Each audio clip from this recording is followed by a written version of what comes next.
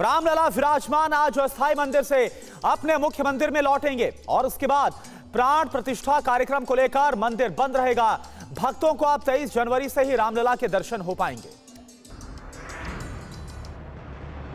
अयोध्या में विराजमान रामलला की इस प्राचीन मूर्ति का ही लोग दर्शन करते रहे हैं। अब ये मूर्ति भी राम जन्मभूमि पर रखी गई नई मूर्ति के साथ ही रखी जा रही है। कल की संध्या आरती के बाद विधि विधान के साथ रामलला की इस मूर्ति को स्थानांतरित कराने की प्रक्रिया शुरू कर दी गई। आज नए मंदिर में इन्हें स्थान दिया जाएगा। 500 साल बाद रामलला अपने मंदिर में लौट रहे हैं। आज सुबह पुरानी मूर्ति का शर्करा अधिवास, फलाधिवास और शाम में पुष्पाधिवास किया जाएगा। इस दौरान भक्तों को आज से 2 दिन तक के लिए यहाँ रामलला के दर्शन के लिए इंतजार करना होगा।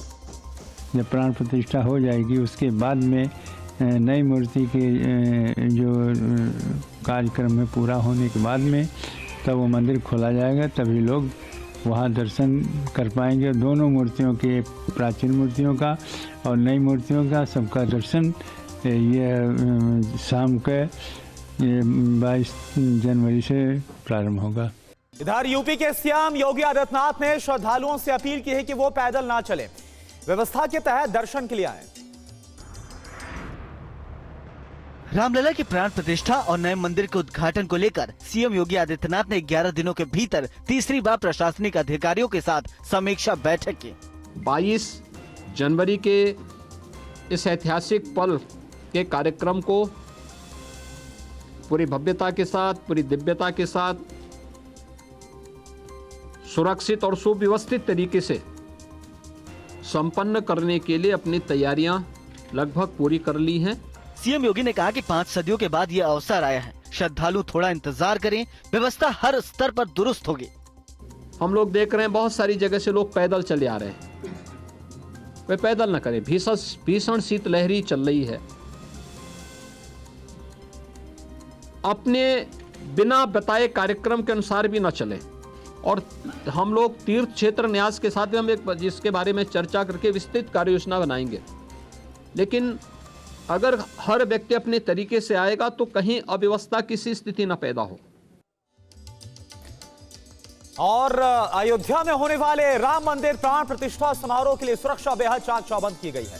सुरक्षा बलों ने पूरी किलेबंदी कर दी है। रिपोर्ट आप देखिए। चप्पे चप्पे पर नजर, वाहनों की चेकिंग, आने जाने वालों पर पैनी नजर। अभेद हुई अयोध्या, 7 लेयर की सुरक्षा।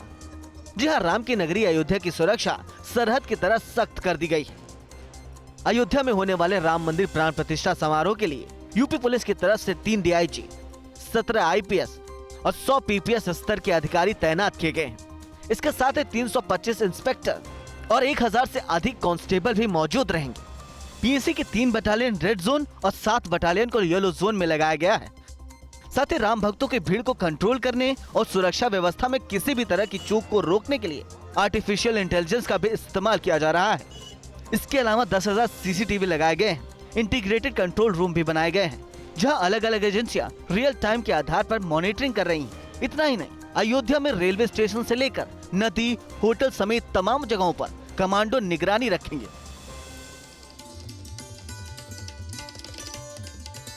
और वहीं अयोध्या धाम में सुरक्षा के कड़े इंतजाम किए गए हैं। आज और कल बहुत जरूरी होने पर ही अयोध्या वासियों से घर से निकलने की अपील की गई। पुलिस प्रशासन ने अयोध्या धाम और शहर के भीतर रहने वालों को इतनी छूट दी है कि वो अपने घरों तक पहुंच सके, लेकिन अनुमति के लिए उन्हें पहचान पत्र दिखाना होगा। अयोध्या धाम के भीतर बाहरी वाहनों को प्रवेश कल से ही बंद कर दिया गया है। अब वाहनों को उदया चौराहा, साकेत पेट्रोल पंप, नया घाट समेत अन्य एंट्री पॉइंटों पर रोका जाएगा। किसी ने जबरन घुसने की कोशिश की तो फिर इसकी भी तैयारी की गई है। हाईटेक सिस्टम लगाए गए हैं जो गाड़ियों के चक्के पंचर कर देंगे। जिले के अन्य इलाकों से अयोध्या कैंट इलाकों में आने वालों को शहर के भीतर नहीं रोका जाएगा। वो प्रशासन की ओर से जारी होने वाले डाइवर्जन प्लान का पालन करते हुए शहर के गंतव्य तक जा सकेंगे। फैजाबाद शहर में डाइवर्जन के अलावा अन्य रास्तों पर आवाजाही सामान्य रहेगी। प्रशासन ने श्रद्धालुओं की सुविधा के लिए सोलर से चलने वाली गाड़ियों और नावों की भी व्यवस्था की। सीएम योगी आदित्यनाथ ने कल सरयू में चलने वाली सोलर नावों का उद्घाटन किया।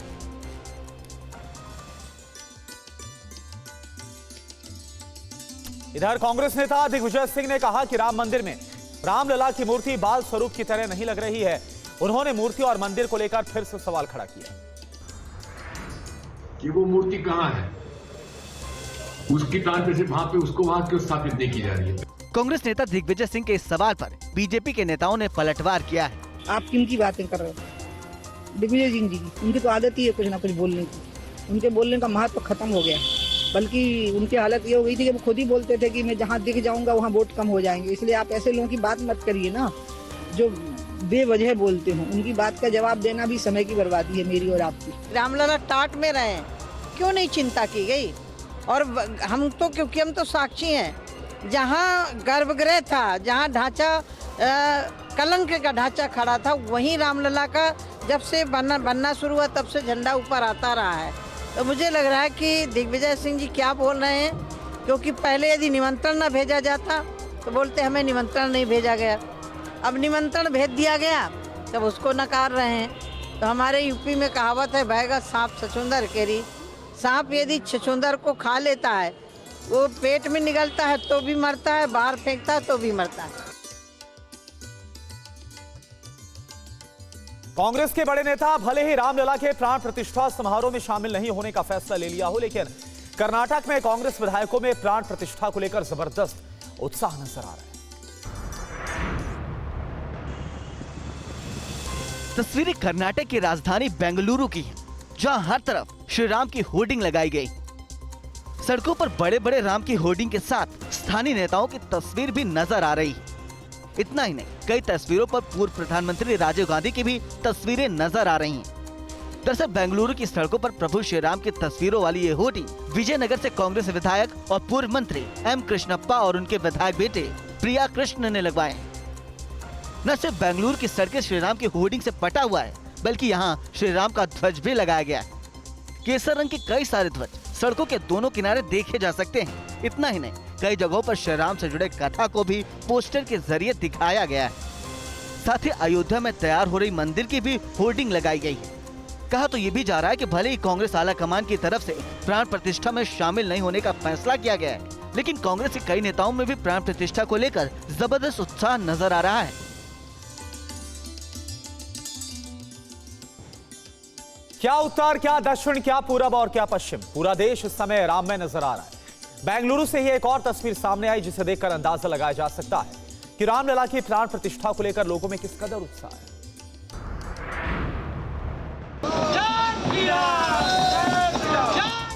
तस्वीरें बेंगलोर के कैंपागोड़ा एयरपोर्ट की हैं, जहां राम भक्तों की ये टोली कुछ इस अंदाज में नजर आई।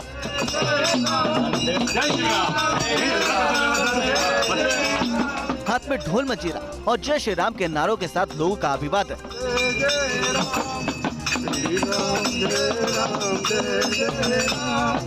ट्रेन में चढ़ने के साथ साथ न सिर्फ बैठने तक राम भक्तों की ये टोली राम धुन में लीन नजर आई, बल्कि बेंगलुरु से अयोध्या पहुंचे तक पूरी यात्रा के दौरान भजन गाते रहे। अयोध्या पहुंचने के बाद बेंगलुरु से आए इन राम भक्तों ने एक संदेश भी दिया। पूरे सनातन धर्म को बधाई, सनातन धर्म को मानने वालों को बधाई। और जो बीच में जो सवाल खड़े कर रहे हैं कुछ लोग, मुझे यही कहना चाहूँगा, राम पे सवाल न खड़ा करें। चुनाव आपका अलग एक विषय है, आप आइए, भगवान राम सबके हैं, खाली इस पार्टी को उस पार्टी के नहीं, भगवान राम से पार्टी तक कोई लेना देना नहीं है। इधर कांग्रेस के नेता दिग्विजय सिंह और एआईएमआईएम चीफ असदुद्दीन ओवैसी लगातार प्राण प्रतिष्ठा को लेकर सवाल खड़ा करते रहे। उन्हें वीएचपी और बीजेपी नेताओं ने कैसा जवाब दिया, ये आप देखिए। देश में एक तरह से उत्सव का माहौल बन गया है। लग रहा है कि सनातनियों के पुनर्जागरण का समय आ गया है। प्रभु राम की लीला यही है, भ्रम मत फैलाओ। जो देखा ही नहीं, जो गया ही नहीं उस स्थल पर, उसको कहने का अधिकार का। ये अपीजमेंट नहीं है, ये देश की भावनाओं का आदर करना है, क्योंकि पूरा देश देखना चाहता है। आखिर देश के 65 करोड़ लोगों ने राम मंदिर के निर्माण में अपना योगदान दिया है। वो चाहते हैं कार्यक्रम को लाइव देखना और उनके लिए अवसर प्रदान किया है।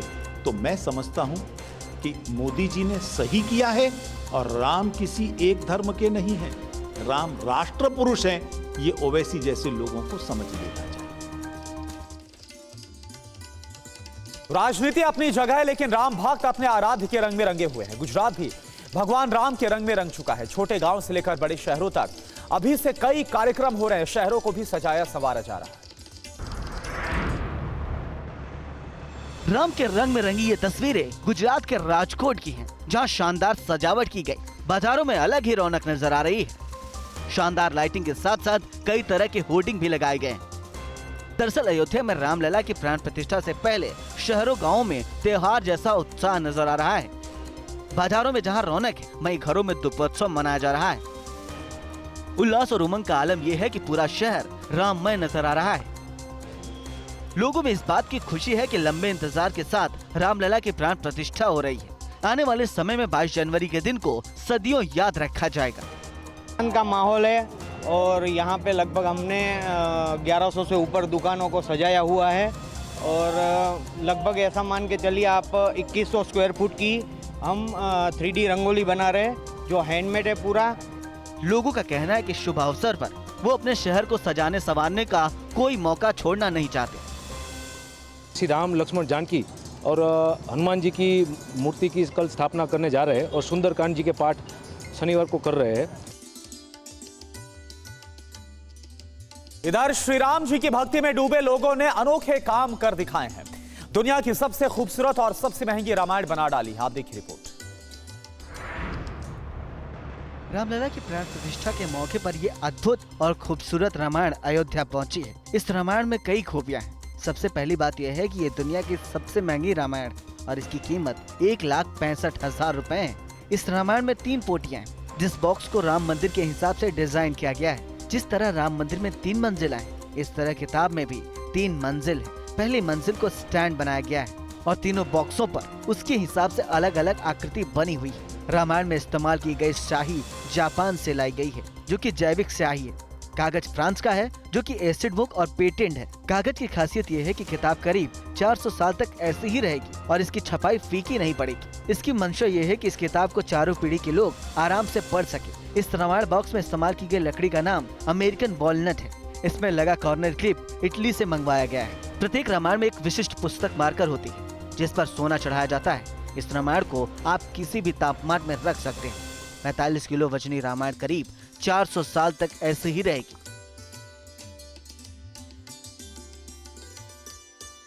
और वहीं अयोध्या के साथ देश भर में राम नाम का उल्लास है। हर कोई अपने तरीके से प्रभु श्री राम के लिए अपनी भक्ति का इजहार कर रहा है। दावा किया जा रहा है कि अयोध्या में दुनिया के सबसे बड़े दिए को कल प्रज्वलित किया गया। इस दीपक में 21 क्विंटल तेल, 1.25 क्विंटल बाती का इस्तेमाल किया गया है। कहा जा रहा है कि इस दिए को बनाने के लिए 108 लोगों की एक टीम बनाई गई थी। दीपक को जलाने में करीब 7 करोड़ रुपए का खर्च आया है। दिए को प्रभु श्री राम के पिता महाराज दशरथ का नाम दिया गया है। इसे दशरथ दीप कहा जा रहा है। दीप का व्यास 28 मीटर का है। इसे रामघाट के तुलसी बाड़ी में प्रज्वलित किया गया। माना जा रहा है कि त्रेता युग में प्रभु श्री राम अपने परिवार के साथ तुलसी बाड़ी में ही पूजा अर्चना करते थे। सरयू तट पर स्नान के बाद यहाँ पूजन के लिए आते थे, जिसके बाद यहाँ का नाम राम घाट रख दिया गया। बड़ी बात यह है कि इस दिए को बनाने के लिए देश के अलग अलग शक्तिपीठ के साथ साथ पाकिस्तान के सिद्धपीठ से भी मिट्टी लाई गई। जाहिर है हर तरफ उल्लास का माहौल है। हर गली हर मोहल्ला राम के धुन में रमा हुआ है। ऐसे में राम की नगरी अयोध्या में कई तरह की खास चीजें देखने को मिल रही है।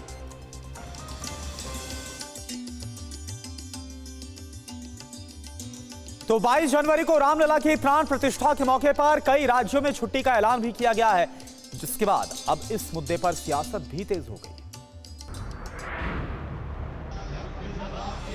पूरा देश भक्ति भाव में सराबोर है और रामलला का स्वागत करने के लिए आतुर है। उत्तर प्रदेश, मध्य प्रदेश सहित कई राज्यों ने 22 जनवरी के दिन अवकाश का ऐलान किया है, ताकि इस दिन को लोग बड़े ही श्रद्धा के साथ अपने आंगन को रोशन करें और हर्षोल्लास के साथ त्योहार मनाएं। साथ ही केंद्र सरकार ने अपने सभी दफ्तरों में आधे दिन की छुट्टी का ऐलान किया है। अगर देखें तो उत्तर प्रदेश, मध्य प्रदेश, हरियाणा, छत्तीसगढ़, गोवा, उत्तराखंड, गुजरात, राजस्थान और महाराष्ट्र में 22 जनवरी को छुट्टी होगी। वहीं ओडिशा जैसे गैर बीजेपी शासित प्रदेशों में भी आधे दिन की छुट्टी का ऐलान किया गया है। वहीं पश्चिम बंगाल में बीजेपी ने ममता सरकार से छुट्टी देने की मांग की। पश्चिम बंगाल के बीजेपी अध्यक्ष सुकांत मजूमदार ने ममता बनर्जी को चिट्ठी लिखकर 22 जनवरी को अवकाश घोषित करने का आग्रह किया है और कहा है अगर ममता ये मांग मान लेती हैं, तो यहाँ के लोग भी अयोध्या में होने वाले प्राण प्रतिष्ठा समारोह का जश्न मना सकेंगे। इधर अयोध्या में प्राण प्रतिष्ठा समारोह के दौरान गड़बड़ी फैलाने की कोशिश की जा रही थी। साजिश को नाकाम करते हुए गैंगस्टर को उसके 2 साथियों के साथ एटीएस ने गिरफ्तार किया। शंकर लाल, प्रदीप पुनिया और अजीत कुमार, ये तीनों एटीएस के हत्थे चढ़े हैं। इसमें रेकी कर रहे गैंगस्टर सहित उसके 2 साथी हैं। राम जन्मभूमि तीर्थ स्थल अयोध्या में गिरफ्तारी के बाद पूछताछ के दौरान इन्होंने कई खुलासे किए हैं। शंकर लाल का कनाडा में रह रहे खालिस्तान समर्थक गैंगस्टर सुखविंदर गिल उर्फ सुक्खा से कनेक्शन का पता चला है। उस पर 2007 से 2014 के बीच 7 हमले राजस्थान में दर्ज हैं। शंकर लाल 7 सालों तक जेल में बंद रहा था। जेल में शंकर लाल की मुलाकात अन्य कैदी लखविंदर सिंह से हुई। तीनों मिलकर अयोध्या में किसी घटना को अंजाम देना चाहते थे। बताया जाता है कि सुक्खा ने पूरे मामले में प्लान बनाकर तीनों को तैयार किया था। यूपी एटीएस को गैंगस्टर के अयोध्या आने की खबर मिली थी। वाहनों की चेकिंग के दौरान इसे पकड़ा गया। सफेद रंग की स्कॉर्पियो गाड़ी संवेदनशील जगहों पर घूम रही थी। 3 त्रिमूर्ति होटल के पास पकड़े गए। तीनों अपराधियों के पकड़े जाने के बाद एटीएस ने चौकसी और बढ़ा दी। ड्रोन समेत सुरक्षा की हर तकनीक का इस्तेमाल किया जा रहा है। इधर देश भर से भगवान रामलला के लिए भोग पहुंच रहा है। तिरुपति के लड्डू के साथ ही लखनऊ के एक राम भक्त ने राम जन्मभूमि तीर्थ ट्रस्ट को 56 भोग का प्रसाद समर्पित किया है। भगवान राम के लिए ये 56 भोग का प्रसाद है। 56 भोग के प्रसाद को मुख्य पुजारी सत्येंद्र दास के आवास पर पहुंचा दिया गया है। 22 जनवरी को प्राण प्रतिष्ठा के बाद उन्हें ये 56 भोग लाया जाएगा। रामलला को भोग लगाने के बाद इसे भक्तों के बीच बांट दिया जाएगा। ये 56 तरीके की व्यंजन हैं जो हम मधुरिमा स्वीट्स लखनऊ से लाए हैं। महंत जी का आदेश था कि 22 तारीख को प्राण प्रतिष्ठा के बाद भगवान को पहला प्रसाद जो चढ़ेगा वो हमारे यहाँ का चढ़ेगा। तो महंत जी के आदेश पे हम लखनऊ से प्रसाद लेकर आए। भगवान रामलला की प्राण प्रतिष्ठा हो जाएगी 22 तारीख के। उसके बाद जो प्रथम भोग लगेगा, उस भोग लगाने के लिए यही 56 प्रकार का भोग लगेगा। वहाँ इसको फिर उसके बाद वहाँ वितरण किया जाएगा। लखनऊ के व्यापारी सजल गुप्ता नाम के राम भक्त ने इसे भेजा है। तिरुमल तिरुपति देवस्थानम ने भी 22 जनवरी को राम मंदिर की प्राण प्रतिष्ठा के दिन भोग के लिए 1 लाख लड्डू भेजे। अयोध्या में आज ये लड्डू श्री राम जन्मभूमि तीर्थ क्षेत्र ट्रस्ट को सौंप दिए जाएंगे। ये प्रसाद भी श्रद्धालुओं के बीच बांटे जाएंगे। डेरा सच्चा सौदा के प्रमुख गुरमीत राम रहीम को 8वीं बार पैरोल पर रिहा किया गया है। इससे पहले उसे नवंबर में भी पैरोल मिली थी। राम रहीम को बार बार मिल रही पैरोल पर सवाल उठ रहे हैं। इस बार हरियाणा सरकार ने राम रहीम को 50 दिनों की पैरोल दी। गुरमीत राम रहीम इस समय रोहतक की सुनारिया जेल में 20 साल की जेल की सजा काट रहे हैं। पैरोल मिलने के बाद राम रहीम यूपी के बागपत के बरनाला आश्रम पहुंचे। वीडियो जारी करते हुए भक्तों को संबोधित किया। साथ ही ये भी कहा कि एक बार फिर से आपकी सेवा में हाजिर हो गए। आप जहां हैं वहां से खुशियां मनाइए। यूपी आने की जरूरत नहीं है। इधर 3 दिनों के दक्षिण दौरे के बीच प्रधानमंत्री नरेंद्र मोदी आज और कल तमिलनाडु में रहेंगे और इस दौरान मोदी कई प्रमुख मंदिरों में दर्शन करेंगे। 2024 में दक्षिण को साधने के लिए बीजेपी की पुरजोर तैयारी है। इस बीच पीएम नरेंद्र मोदी आज तमिलनाडु के दौरे पर हैं। सुबह 11 बजे रंगनाथ स्वामी मंदिर में एक कार्यक्रम में भाग लेंगे।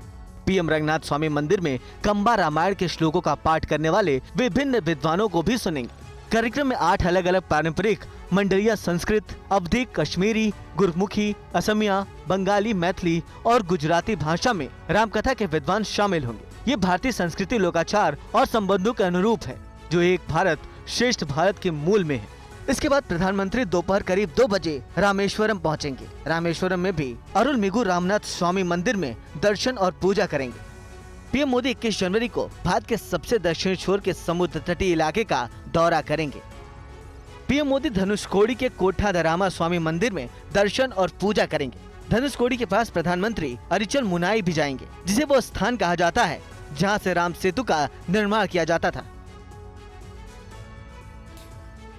प्रधानमंत्री नरेंद्र मोदी ने कल महाराष्ट्र, तमिलनाडु और कर्नाटक में कई विकास परियोजनाओं का उद्घाटन करते हुए वो काफी भावुक नजर आए।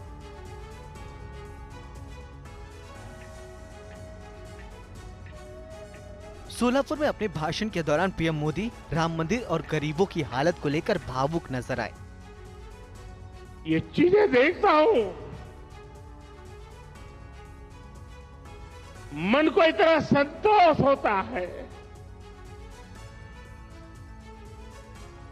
इन हजारों परिवारों के सपने जब साकार होते हैं तो उनके आशीर्वाद मेरी सबसे बड़ी पूंजी होते हैं।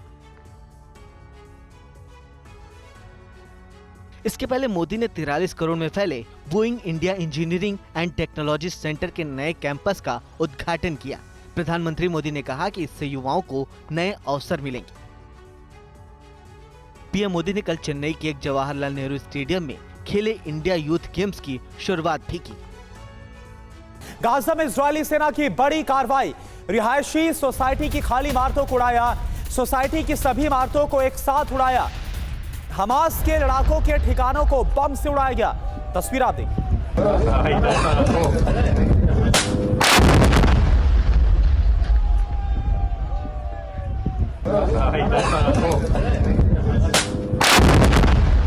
तो ये तस्वीर है गाजा में हमास के ठिकानों पर जो ताजा कार्रवाई की गई है। ये तस्वीर आपको दिखा रहे हैं, ताजा तस्वीरें किस तरह से गाजा में हमास के कई ठिकानों को उड़ाया गया इजरायली सेना की तरफ से।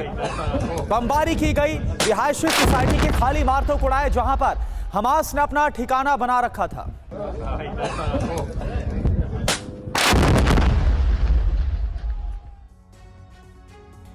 तो लाल सागर से लेकर इराक तक जो कुछ भी हुआ है वो अरब विनाश की सबसे बड़ी वजह बनने जा रहा है। 24 घंटे के अंदर अमेरिकी सेना को अभी तक की सबसे बड़ी चोट पहुंच गई है। हूती और इराकी रेजिडेंस फोर्स के हमले में अमेरिका के 1000 करोड़ रुपए के हथियार जल गए। इसमें अमेरिका का सबसे घातक और एडवांस ड्रोन MQ-9 रीपर भी शामिल है। रईसी के इशारे पर यह हमले सिर्फ अमेरिकी हथियारों पर नहीं हुए बल्कि उसकी शान पर भी हुए। ऐसे में अब बाइडेन ने ईरान के खिलाफ भी सैन्य अभियान चलाने की हुंकार भर दी है।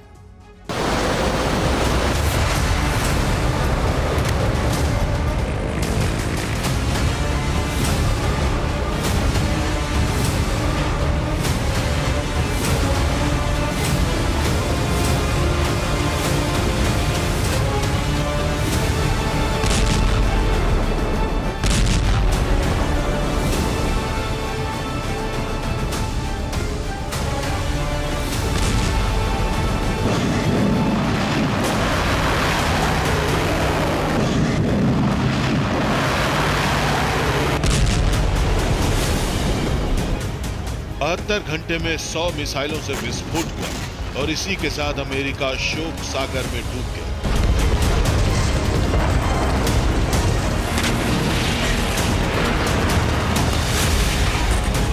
यकीन करना मुश्किल है लेकिन सच यही है।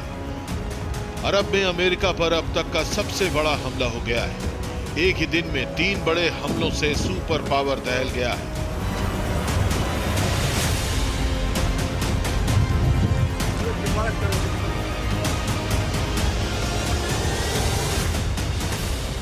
इराक से लेकर लाल सागर और अदन की खाड़ी में ईरानी प्रॉक्सी ने ऐसा जलजला लाया कि बाइडेन के 1000 करोड़ के अस्त्र स्वाहा हो गए।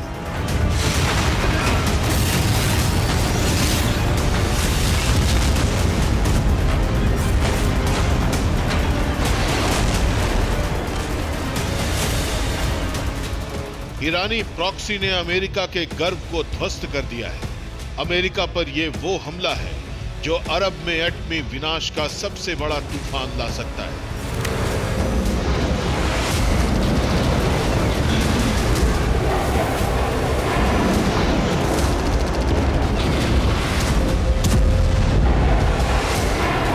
यमन में अमेरिकी एयर स्ट्राइक के बाद भी हूती के हमले नहीं रुके हैं।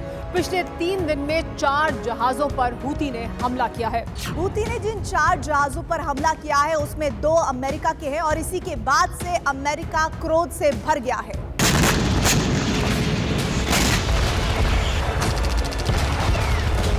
हूती ने अमेरिका पर एक साथ 2 फ्रंट पर हमला बोला। पहला हमला लाल सागर में हुआ और दूसरा अदन की खाड़ी में। इन दोनों जगहों पर हुती ने अमेरिका के 2 जहाजों पर एंटी शिप बैलिस्टिक मिसाइल से धावा बोला।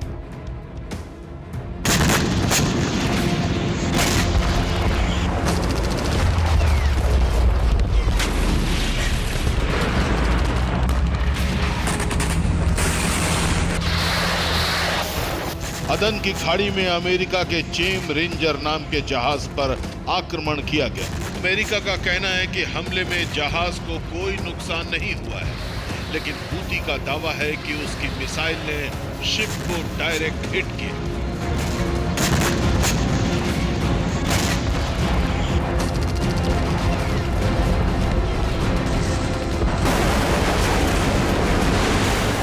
हूती पर हमले को लेकर अमेरिका का दावा सही है या हूती का, इसकी जानकारी अब तक सामने नहीं आई है। लेकिन ये सच है कि अदन की खाड़ी में हूती के हमले के बाद अमेरिकी जहाज के क्रू मेंबर्स को इंडियन नेवी ने रेस्क्यू किया।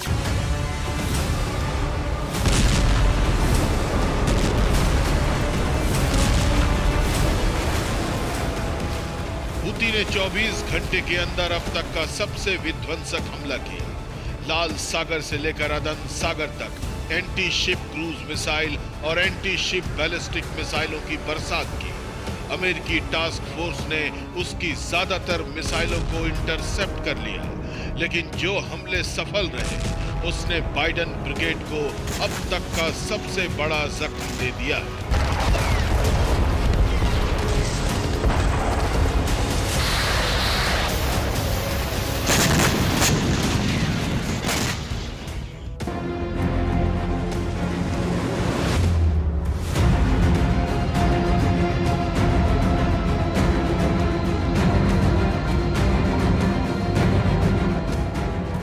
अमेरिका को सबसे बड़ी चोट इराक में पहुंची। यहां इराकी रेजिस्टेंस फोर्स ने अमेरिका के सबसे बड़े और एडवांस ड्रोन को तबाह कर दिया।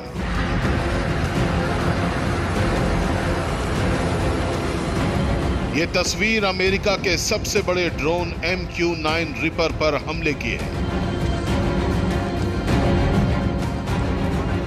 अमेरिका के इस ड्रोन ने सर्विलांस के लिए बगदाद बेस से उड़ान भरी थी, तभी इराकी रेजिस्टेंस ने इस पर हमला कर दिया। हमले के बाद अमेरिकी ड्रोन इस तरह से जलकर राख हो गया। हमले के बाद ड्रोन में भीषण आग लग गई। आग की लपटों से घिरा अमेरिकी ड्रोन जमीन पर आकर गिर गया। जमीन पर भी वो काफी देर तक चलता रहा। इसके बाद चारों तरफ ड्रोन का मलबा नजर आने लगा।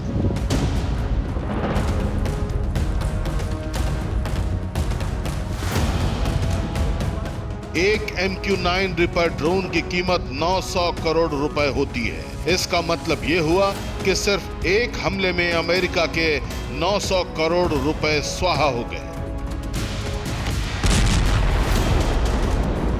ईरानी समर्थन वाले रेजिस्टेंस फोर्स ने सिर्फ अमेरिकी रिपर ड्रोन को ही तबाह नहीं किया, बल्कि अमेरिकी बेस पर भी हमला किया।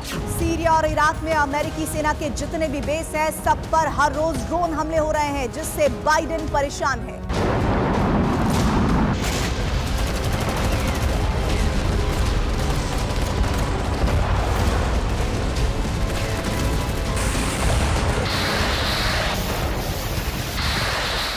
पिछले 3 महीने के अंदर सीरिया और इराक में मौजूद अमेरिकी बेस पर 140 से ज्यादा हमले हो चुके हैं। इन हमलों में अमेरिकी सेना को बहुत बड़ा नुकसान हुआ है।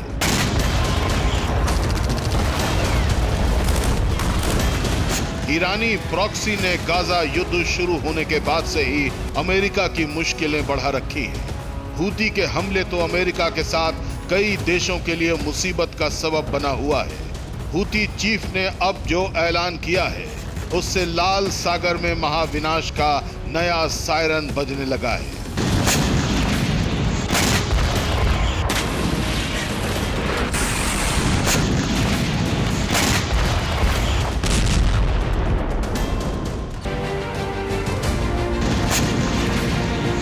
अमेरिकी जहाजों पर हमले और हूती की हुंकार से भड़की अमेरिकी सेना ने फिर से यमन में हमले तेज कर दिए हैं।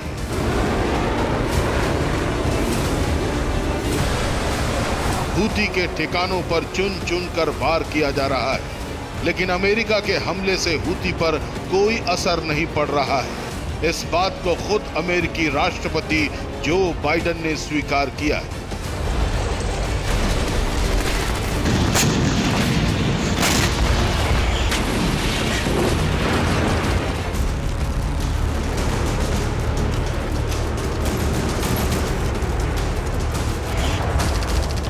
बाइडेन ने साफ कर दिया है कि यमन में हूती पर अमेरिकी टास्क फोर्स का एक्शन जारी रहेगा।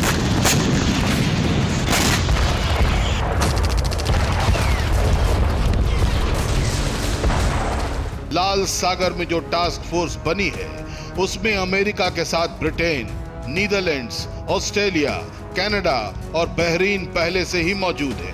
अब इसमें डेनमार्क की सेना भी शामिल हो गई है।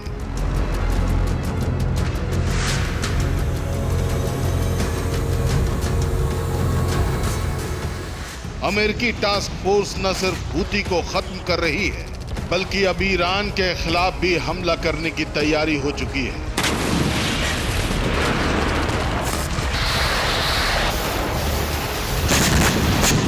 बाइडेन का बयान इस बात का संकेत दे रहा है कि अब अमेरिका ईरान पर आक्रमण करने जा रहा है।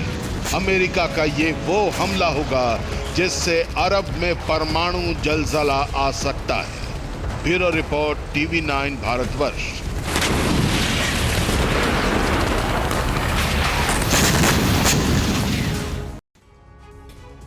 और देखिए इस बीच एक और बड़ी खबर, रूस के ब्रांस्क में तेल डिपो पर हमला हुआ।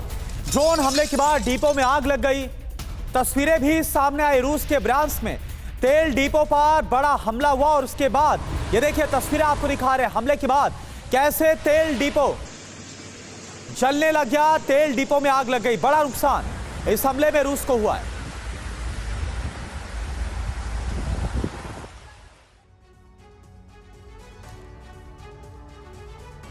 और एक और बड़ी खबर, यूक्रेन ने रूसी टैंक को निशाना बनाया। रूसी सेना के टैंक पर ATGM से हमला किया। एंटी टैंक मिसाइल के हमले से तबाह हो गया टैंक।